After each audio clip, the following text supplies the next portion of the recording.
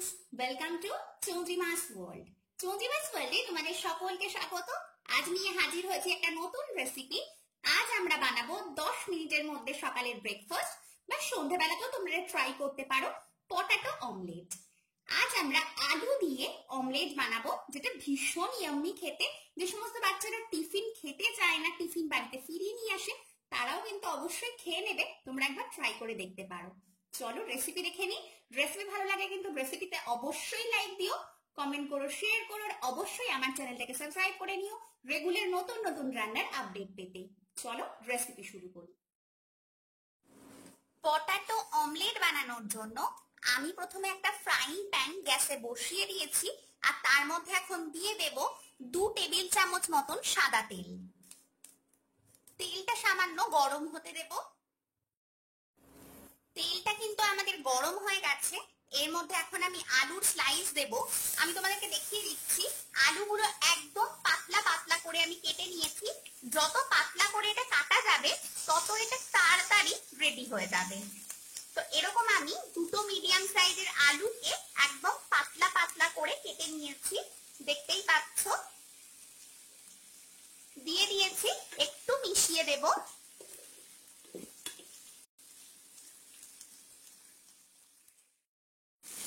Minute পর এর মধ্যে দিয়ে দিচ্ছি একটা বড় সাইজের পেঁয়াজ কুচি। পেঁয়াজটা লম্বা লম্বা করে কুচি করে রেখেছি, এটাও আমি আলুর সাথে মিশিয়ে দেব।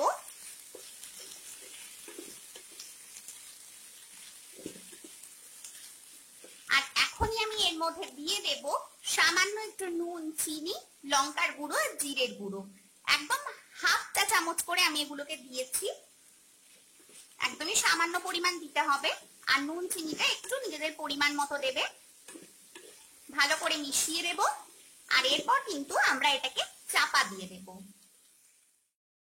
এবার গ্যাসটাকে মিডিয়াম আঁচে রেখে আমরা এটাকে চাপা দিয়ে দেব 5 থেকে 7 মিনিটের জন্য। তো 5 থেকে 7 মিনিট পর ফিরে আসবো এবং দেখবো আমাদের আলুটা ভালোভাবে সেদ্ধ হয়েছে কিনা। ঠিক 5 মিনিট পর আমি ফিরে এসেছি। আমি তোমাদেরকে দেখিয়ে দিচ্ছি, আমারটা কিন্তু সুন্দর সেদ্ধ হয়ে গেছে। দেখো, এটা তোমরা যতটা পাতলা কাটবে সেই অনুযায়ী কিন্তু খুব তাড়াতাড়ি সেদ্ধ হয়ে যাবে। তার জন্য আমি বলেছিলাম যতটা সম্ভব পাতলা কাটা সম্ভব। আর তোমরা যদি সেক্ষেত্রে না পারো তাহলে কিন্তু আরো 2 মিনিট সময় এটা করতে বেশি লাগতে পারে। তো চলো এগুলোকে এখন আমরা নামিয়ে নেব। একটা মিক্সিং বোলের মধ্যে আমি 2টো লার্জ সাইজের ডিম নিয়ে নিয়েছি। তোমাদের যদি ডিম একটু ছোট সাইজের হয় সেক্ষেত্রে কিন্তু 3টে দিতে হবে, বা তোমরা কিন্তু একটু বেশি ডিম দিয়েও এটা বানাতে পারো। তো এর মধ্যে আমি দিয়ে দেব সামান্য একটু নুন আর একটা কাঁচা লঙ্কা কুচি দিয়ে আমি ডিমটাকে প্রথমে ভালো করে ফেটিয়ে নেব। বিট করার কোনো প্রয়োজন নেই, জাস্ট ভালো করে একটু ফেটিয়ে নিলেই হবে, যাতে সাদা অংশের সাথে কুসুমটা খুব ভালোভাবে মিশে যায়।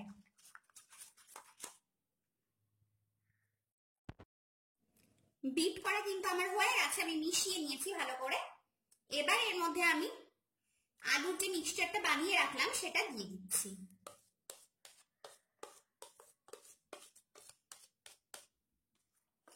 এবার আমরা ডিমের সাথে এটাকে খুব ভালোভাবে মিশিয়ে দিচ্ছি। দেখতেই পাচ্ছ আমি যে পরিমাণ বানাচ্ছি, এতে একটাই আমি বানাবো, কিন্তু এটা আমি 2 জনকে সার্ভ করতে পারবো।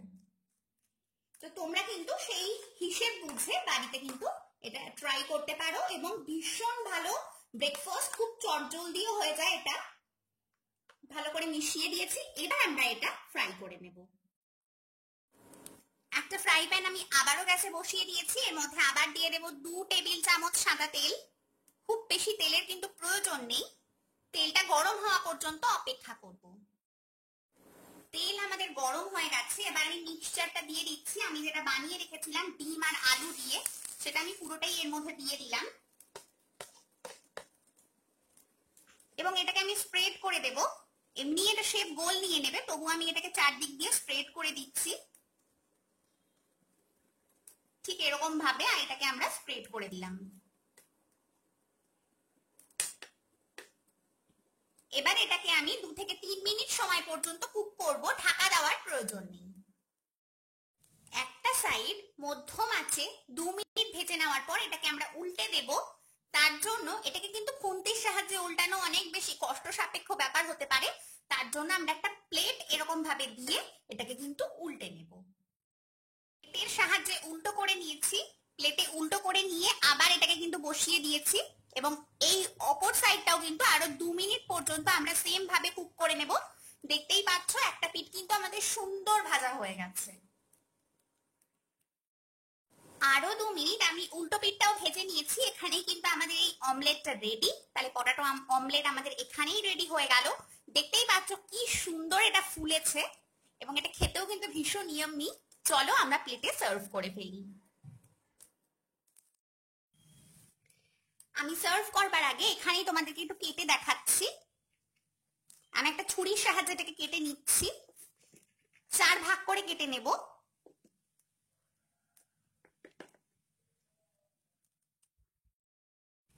দেখো কত সুন্দর তৈরি হয়েছে, নিশ্চয়ই দেখে বুঝতে পারছো ভীষণ ইয়াম্মি খেতে। চলো প্লেটে সার্ভ করে ফেলি। সুপার টেস্টি পটেটো অমলেট কিন্তু আমাদের এখানেই রেডি। আমি এটা সসের সাথে সার্ভ করেছি, এটা টমেটো কেচাপের সাথে খেতে অসাধারণ লাগে। তো প্লিজ রেসিপি ট্রাই করো, আমাকে ট্রাই করে জানিও আমার রেসিপি কেমন লাগলো। নিশ্চয়ই তোমাদের ভালো লাগবে। আর ভালো লাগলে আমার চ্যানেলটাকে লাইক করো, কমেন্ট করো, সকলের সাথে শেয়ার করো, আর অবশ্যই কিন্তু আমার রেসিপিতে লাইক দিও। আমার চ্যানেলটাকে অবশ্যই সাবস্ক্রাইব করে নিও। তাহলে চলো আজকের মতো আসি, আবার দেখা হবে অন্য কোনো নতুন রেসিপি নিয়ে। ততক্ষণের জন্য সবাই ভালো থেকো, টাটা।